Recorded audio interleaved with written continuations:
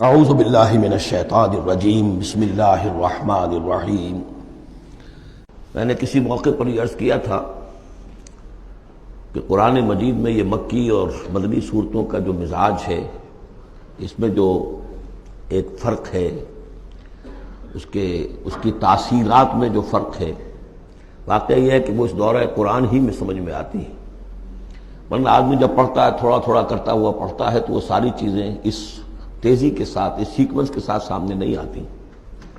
بہرحال مکی قرآن کی اپنی ایک شان ہے، مدنی صورتوں کا اپنا ایک رنگ ہے۔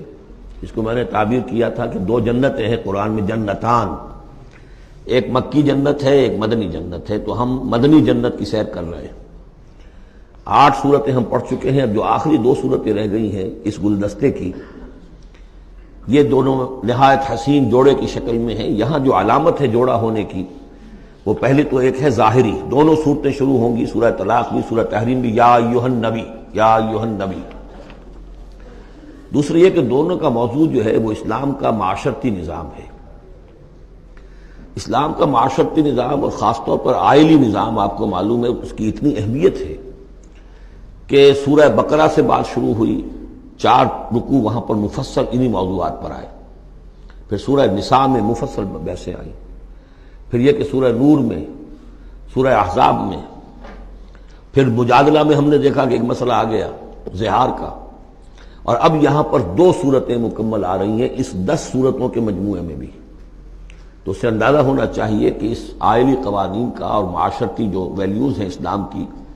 ان کی کتنی اہمیت ہے اللہ تعالیٰ کے نزدیک۔ ان میں جو 2 جوڑے کے جو یہ 2 فرد ہیں، تو گھریلو زندگی میں 2 امکانی صورتیں پیدا ہوتی ہیں۔ ایک تو معتدل تو یہ ہے کہ جو اللہ کے حقوق ہیں ان کو فائق رکھا جائے، اس کے نیچے جو اللہ نے حق شوہر پر بیوی کا رکھا ہے وہ بیوی ادا کرے، جو بیوی پر شوہر کا حق ہے، جو فرض ہے وہ شوہر جو ادا کرے۔ تو یہ فرائض اور حقوق کا ایک توازن ہے جو اللہ تعالیٰ نے قائم کیا ہے۔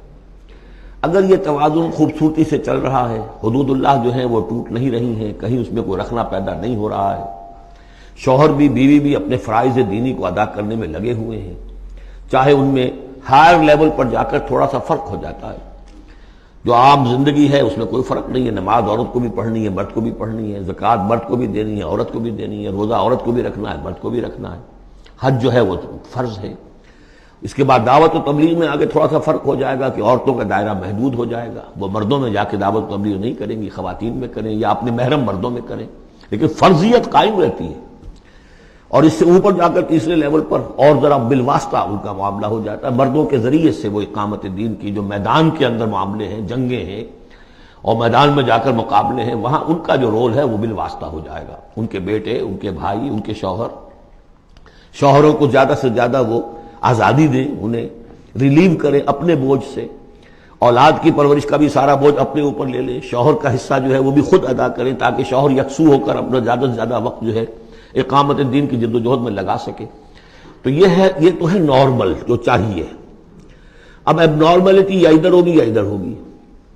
ایک طرف کو ہوئی، فرض کیجئے لیفٹ کی طرف ہو گئی، اس کی معنی کیا ہے کہ مزاج نہیں مل رہا، ہر وقت کی چک چک ہے،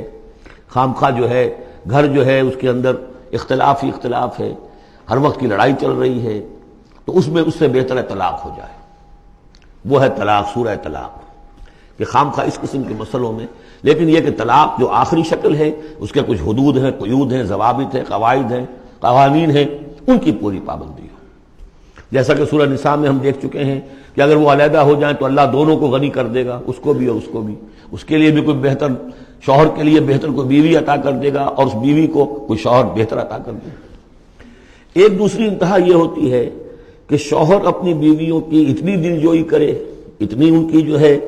پیمپرنگ جس کو کہتے ہیں کرے، کہ اس میں حدود اللہ بھی ختم ہو جائیں، شریعت کے تقاضے بھی ختم ہو جائیں، شریعت کے احکام بھی کہیں جو ہے پامال ہو جائیں۔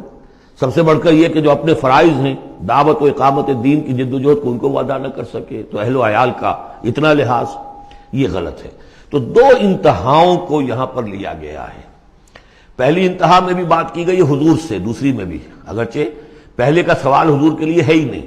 حضور نے نہ کوئی طلاق دی، نہ آپ کو طلاق دینے کی اجازت تھی، اس لیے کہ آپ کی ازواج مطہرات جو ہیں وہ تو امت کے لیے ماؤں کی حیثیت سے ہیں، اور سورہ احزاب میں ہم پڑھ چکے ہیں کہ وہ کسی اور سے بعد میں نکاح نہیں کر سکتی تھی، تو طلاق دینے کا سوال نہیں، اسی لیے آپ کو 4 کی جو وہ حد ہے، لمٹ ہے، اس سے بھی آگے بڑھ کر مزید نکاح کرنے کی اجازت دی گئی تھی۔